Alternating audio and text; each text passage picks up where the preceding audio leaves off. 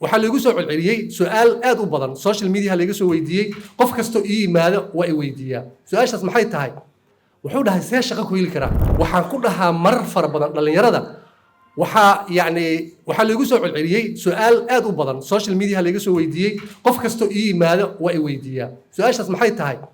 wuxuu dhahay see shaqo ku heli karaa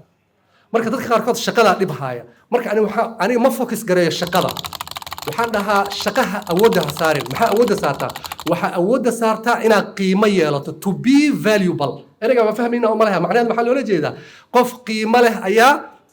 wax la siiyaa qof kastaba qofku ka qiimo badan yahay see qiimo u yeelanaa waa su'aasha labaad waa inaad is waxbarto iyada labaad waa inaad is hormarisaa waa inaad skill qaadataa waa inaad xirfad qaadataa waa inaad buug akhrisaa is-hormarinta iyo value-ga adigu kugu xiran yahay adduunka qofba hadda maxaa la yidhahdaa qofba qofku ka akhris badan yahay waa ka qiimo badan yahay soo maaha ilaa akhriskaa qiimo u sheegaya qofba qofku ka aqoon badan yahay qofba qofku ka xirfad badan yahay ayay hadda taagan tahay waa in xirfadda lagu tartamaa soo mar kastoo xirfad yar haba yaraatee aad barato macnaheedu waxaad helaysaa wax badan